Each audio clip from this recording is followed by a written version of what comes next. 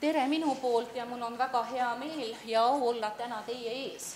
Ja tegelikult, kui see ettepanek tehti mulle, siis ma mõtlesin, et tahaks rääkida haaravalt, huvitavalt, innovaatiliselt, aga tegemist on järelevalveasutusega, nagu Terviseamet on, ja tegeleme me järelevalvega. Ja tänase teema juurde tulla on siis lasteaiad ja koolid.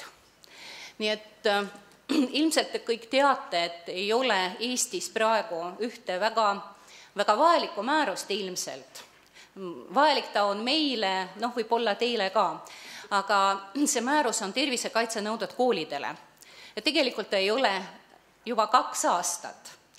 Ja kui meie poole pöördutakse, siis need ettepanekud ja soovitused, mida me teeme praegu, et need on võib-olla niisugusest heast tavast, standardinõuetest, enda kogemustest, vanadest õigusaktidest, nii et olukord on natukene keeruline.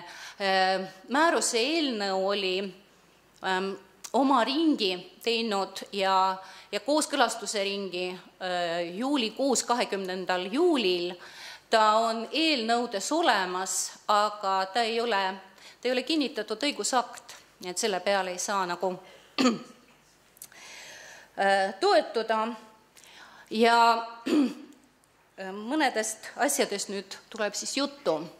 Et tegelikult rahvatervise seadus on see õigusakt, mille alusel on tervisekaitse enamus õigusakte baseerub ja eesmärk on see, et tervist kaitsta, haigusi ennetada ja tervist edendada. Nii et tegelikult see on see eesmärk, mis on enamuse õigusaktide eesmärk ja meie eesmärk samuti. Kui nüüd väga lühidalt rääkida, siis koolides toimuvad muutused ka selles mõttes ja viimastel aastatel, et ruumid mõnedes koolides jäävad tühjaks ja sinna kolivad lasteaiarühmad. Ja sellega on tegelikult väga paljud asutused pöördunud ja ilmselt te ka väga hästi teate, et rahvatervise seadus ja siis kohalik omavalitsus nõuavad ja suunavad kõik ehitusprojektid, kõik uued projektid Terviseameti hindamisele. Nii et tegelikult see on oluline, et see, mida hiljem tehakse, oleks ikkagi lastesõbralik, oleks nõuetekohane. Nii et need kontrollitakse ja väljastatakse terviseohutuse hinnanguid. Nüüd see, millised need põhinõuded on, te saate lugeda, ma ise ei hakka seda tegema, aga põhimõtteliselt kõik see on suunatud ikkagi ühele eesmärgile, et laste tervis oleks kaitstud ja võimalikult vähendada negatiivne mõju, mis üks või teine, ka füüsiline parameeter võib põhjustada. Need on valgustus, müra, insolatsioon, radooni sisaldus, tegelikult need on väga erinevad parameetrid, mis tegelikult summaarselt võivad tervist mõjutada ja halvendada. Juhul, kui ei ole õigusakte, siis tulevad meil käiku standardid ja need standardid ja normid on samuti väga erinevad, et Eesti standarditest eeskätt lähtutakse ja see standardi loetelu, ma natuke pärast teile näitan, aga ta on väga pikk. Ja standardid ei ole kohustuslikud.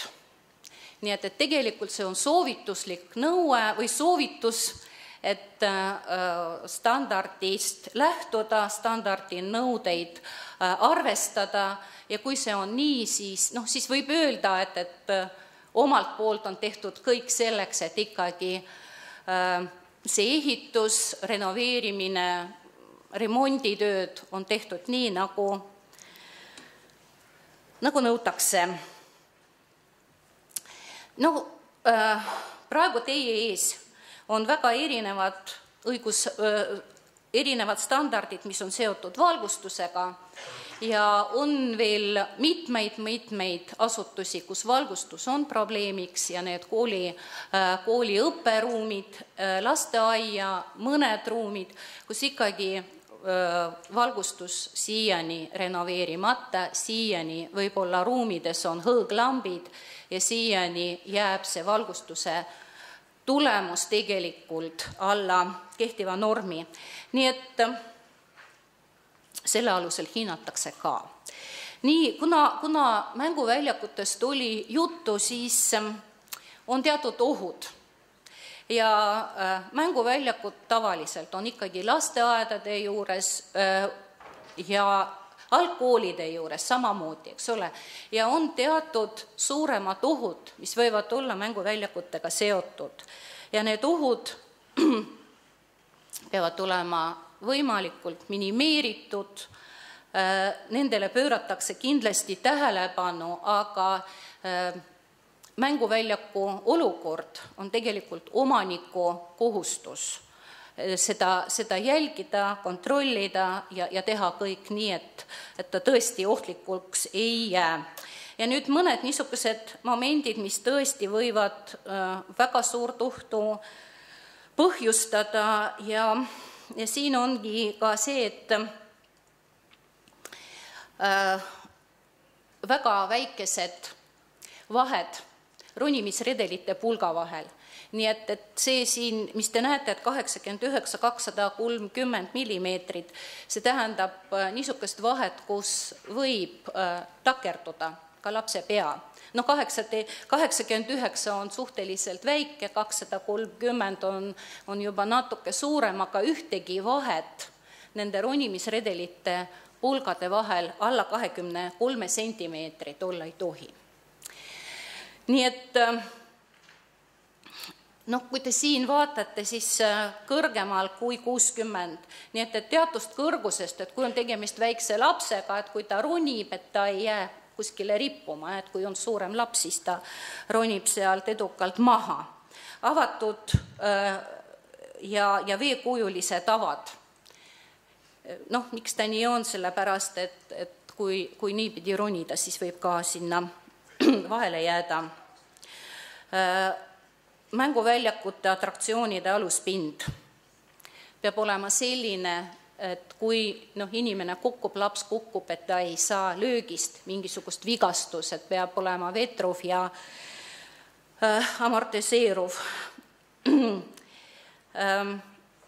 Atraktsiooni ümber suhteliselt suur ala, kus ei ole midagi niisugust, mis võib hiljem olla ohtlik.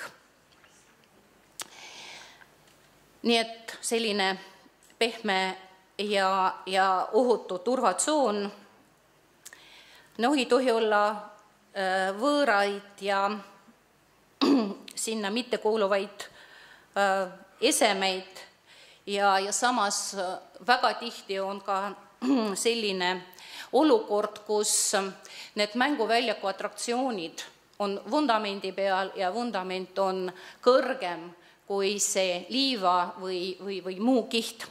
Nii et tegelikult kõik see, mis on seotud konstruktsiooniga, peab jääma sinna alla, et kui kukub maha, siis sealt ei saa tugevat ja ohtlikku lööki. Samas on katkised torude ja katkised ja teravad torude otsad ja näilised vigastused rooste. Nii et niisugused on võib-olla need kõige ohtlikumad asjad, mida tuvastatakse ja mida tuleb kindlasti väga-väga kiiresti ka korda teha, lahendada, sest et kõige radikaalsem võimalus on see, et maha võtta, maha saagida, utiliseerida. Ja kui on võimalik teha ohutumaks teistmoodi, siis seda kindlasti tuleb ka teha ja tuleb arvestada. Mänguväljakutele on väga-väga erinevad standardid, nii et kui neid niimoodi vaadata ja mõelda, siis neid on 11 tegelikult. See, mis puudutab mänguväljakut, mida kasutatakse kooli juures, lasteaia juures, linna mänguväljakul ja lõpetades nendega, mis on mõeldud kodudes. Nüüd ühiskondlikutele mänguväljakutele on need samad standardinõuded, kui Terviseamet neid ei kontrolli. Tähendab, et linna mänguväljakut ei ole nagu Terviseameti järelevalve all, nende eest vastutab omanik, vastutab siis linn, paigaldaja, ja nad peavad vastama tarbijakaitseseaduse nõuetele, et nad ei tohi põhjustada ei tervisele ega lapsele probleeme. Mänguväljak on tegelikult ehitusseaduse alusel rajatis ja sellele laienevad kõik nõuded, mis on ehitistele. Nii et ei tohi põhjustada ohtu, ei tohi variseda, ei tohi ohustada ei tervist ega keskkonda, nii et kõik, mis ehitistele on oluline selles aspektis, on ka mänguväljakute kohta. Ja mänguväljaku ohutuse ees vastutab siis ehitise omanik ja järelevalve korraldab ka ehitise omanik. Nii et siin ongi see äärmiselt oluline, et kui mänguväljak rajatakse, siis ta peab olema standardi nõuetele vastav, kuigi see standard on soovitusliku iseloomuga. Kes teeb järelevalvet? Tegelikult kõige pädevam järelevalve teostaja on nüüd see, kes on vastava loaga ja on kantud ka äririgistrisse. Nii et turvalise mänguväljaku juhend on olemas tehnilise järelevalve kodulehel. Et see on üsna mahukas dokument, aga seda dokumenti tasub vaadata, tasub leida, et tõepoolest tehniline järelevalve on suure töö ära teinud ja need juhendmaterjalid on seal täiesti kättesaadavad. Millega siis Terviseamet selles osas tegeleb?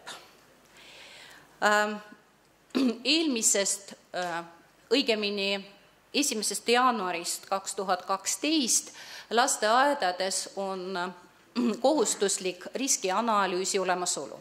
Nii et tegelikult see riskianalüüsiga alustati juba eelmisel aastal ja riskianalüüs peaks sisaldama kõiki neid momente, mis lasteasutuses võivad põhjustada probleemi, sealhulgas mänguväljaku olukorda ka hindama. Nii et riskianalüüsis hindame meie selle osa ja vaatame tegevuskavad, vaatame sertifikaate, sest et mänguväljakul peab olema tootja sertifikaat ja ohutuskaardid ja siis ka kindlasti vaadatakse seda ka, et kuidas lapsed väljas on, kellega nad on, mida nad teevad. Nii et tegelikult siin on niisugune laiem küsimus, et üks osa on see, mis olukorras meil mänguväljak on, teises küljes on see, et kui tõhus on see järelevalve, mida personal, töötajad suudavad lasteasutuses pakkuda. Standardist veel, et tegelikult see teema oli reguleeritava koolipingini. Koolimööbli kohta on samamoodi standard ja see on haridusasutuste toolid ja lauad. Kui seda vaadata, siis ta ei ole väga uus, aga seal on ka välja toodud kõik need nõuded. Nii et kui koolimööbel tellitakse, siis tasub küsida, mille alusel valmistaja oma toodangut teeb, et seal võivad olla erinevad standardid, aga see on oluline, et ta ikkagi ja te olete ka, tähendab, et see kindlustunne oleks ka, et kui te midagi tellite, et tellite seda, mis on tõesti ergonoomiline ja vastab nõuetele. Nüüd, kas reguleeritav või niisugune, mida reguleerida ei ole võimalik? See on valik ikkagi kooli enda valik.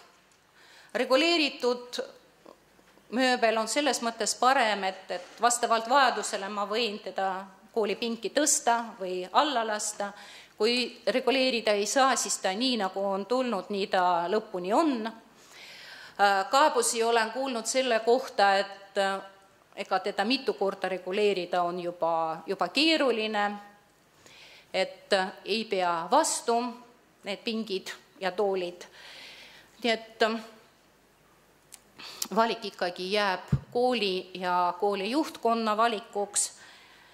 Nii et oluline on see, et see mööbel, mis teil on tellitud, vastab lapse kasvule, nii et ta on kasvukohane ja ta on mugav ja ta on ergonoomiline. Nii et niisugused momendid selle mööbliga siis tegelikult on. Nõuded ja standardid on ka ventilatsiooni kohta ja sundventilatsioon uutes koolimajades on praktiliselt igal pool. Vanad koolihooned on selles mõttes halvemas olukorras, et igal pool on ju tegelikult uued hermeetilised aknad. Kui aknad on välja vahetatud, siis õhuvahetus on väga piiratud ja väga raskendatud, kui ei ole sundventilatsiooni. Ja ainus, mis aitab, on tuulutamine. Ja see tuulutamine väga tihti sõltub ka õpetaja valikutes, et kes tahab soojemat ruumi, kes tahab jahedamat ruumi, kes teeb lahti, kes ei tee lahti. Aga õhuvahetus on oluline ja see, mis on ka eelnõus uues ja lasteasutuse määruses ka, mis hakkas kehtima eelmise aasta lõpus, on CO2 sisaldus ruumides. Et CO2 sisaldus on 1000 mikroliitrit ja seda ilma sundventilatsiooniga on äärmiselt raske saavutada.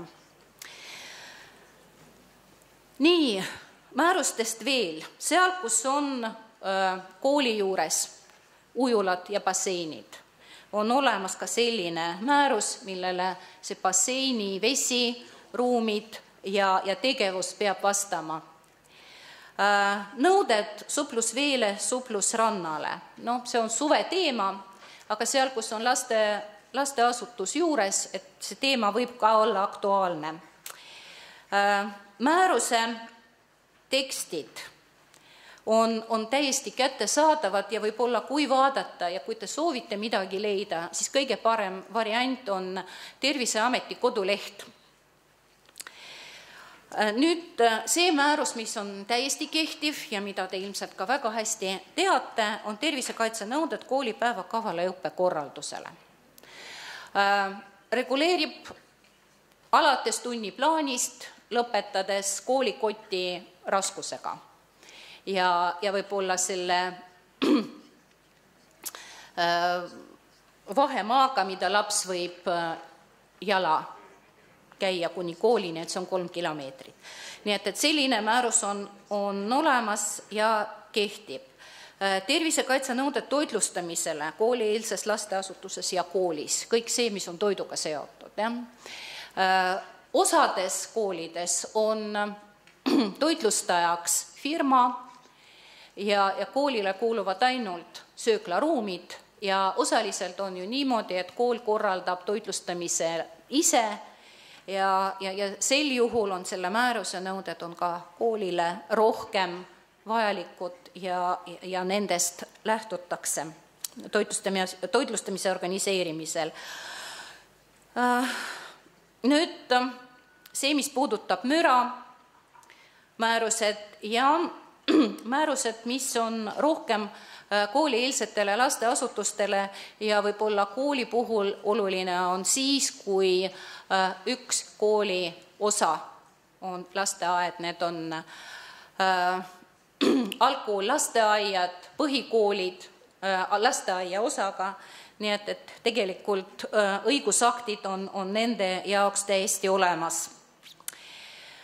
See, mida kindlasti projektides ette nähakse, on ka seotud liikumisnägemis- ja kuulmispuudega inimeste heaoluga, nii et see, mis peab olema nendele tagatud, on ikkagi kõikides uutes projektides. Nii et siia ma kirjutasin välja ka nakkushaiguste ennetamise tõrje seadus. Miks see seadus? Sellepärast, et tulenevalt sellest on pedagoogidel, koolitöötajatel läbida iga 2 aasta tagant tervisekontroll. See on see tervisetõendi nõue ja 2 aasta tagant on ka rentgenoloogiline uuring, nii et tervisekontrolli nõue siis. Ja veel üks määrus võib-olla, millega te eriti ei ole kursis, on nõude tõendus abi iseseisvaks osutamiseks. Määruse nimetus on pikem, aga selles määruses on kõik need nõudmised, mis on tervishoiutöötaja kabineti jaoks. Nii et mis peab olema, kui suur peab olema, millega varustatud ja nii edasi. Nii et see on selle määruse nõuded.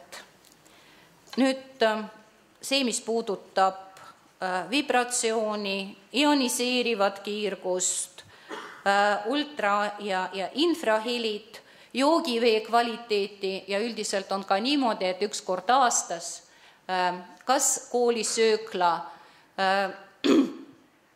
või kohalik omavalitsus teeb, nii et kuidas on ette nähtud, aga tehakse veeanalüüs. Ja see veeanalüüs sellepärast, et oleks kindlus, et vesi, mida kool kasutab, on kvaliteetne ja vastab nõuetele. Nüüd on see puuduv õigusakt, mida on võimalik leida ja mille kohta praegu hetkel ei oska keegi öelda, et ta on Vabariigi Valitsuse määrusena, hakkab olema, aga kuna seda vastu võetakse, seda ma ei oska teile öelda. No võib-olla mille kohta küsitakse rohkem, on see, ja võib-olla millest te olete ka kuulnud, et põhikoolis, klassiruumis 1 lapse kohta peaks olema 2 ruutmeetrit põrandapindala. Et see on põhikoolile, gümnaasiumile nõuet ei ole. Ja laekõrgus 2,5 meetrit. Nii et võib olla kõrgem, madalam ei tohi olla. Nii et tegelikult seal on terve rida nõudmisi, aga kui ma hakkaksin praegu teile neid nimetama, siis see oleks natuke spekulatsioon, et kui määrus on kinnitatud ja mustvalgel olemas, siis sellest on natuke lihtsam rääkida. Nii, aga aitäh! Aitäh! Ma arvan, et ega kergemaks ei läinud, mul läks kohe raskemaks. Tegelikult ma tahtsin küsida niisugust asja, et kuulates kõike seda ja kuulates ka seda, mis veel tuleb, et kui paljud tegelikult meie meie haridusasutused vastavad kõigile nendele nõuetele, mida väidetavalt eeldatakse, et on nagu olemas? Praegu on seda väga raske öelda, sellepärast, et ei ole ju neid nõudeid. Nii et kui on nõuded, siis võib rääkida sellest, kui palju nendest vastab või ei vasta. Ja see oli juba eelmisel aastal, kui meil oli iga aasta, kui Terviseamet, varem Tervisekaitse, veel enne Sanepidi jaamad tegid oma aruandlust, võrreldi Tervisekaitse nõuetega. Ma ei oska öelda. Ma ei oska öelda, mis hakkab olema selles määruses siis, kui ta siis, kui ta on vastu võetud. Ega midagi head olema ei hakka, sest ma natuke nagu tean neid vanu määrusi ja sellega olen võrrelnud, et ega see olukord ju, sõbrad, roosiline ei ole. Aga siis mul tuli teine küsimus veel, et kui nüüd läheb, nii nagu vanasti oli, et trahv kirjutati välja, kellele see läheb? Kas see läheb omanikule, ehk siis linnale või riigile või vallale, või läheb ta selle asutuse tegevjuhile ehk minusugusele? Et keda trahvitakse, omanikku või tegevjuhti? Ressurssi ju tegelikult tegevjuhil ei ole. Kõik sõltub sellest, milline on see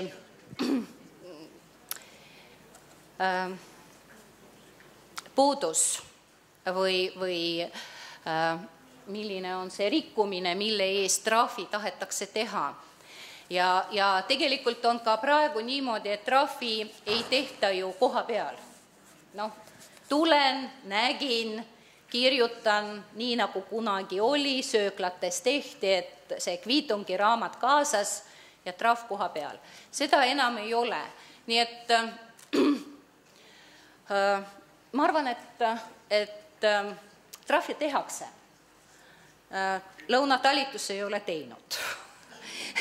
Ja enne kui ikkagi tehakse see trahvi otsus, küsitakse teise vastaspoolelt arvamused, seletused ja kõik muud sellised momendid tulevad ette ja siis otsustatakse.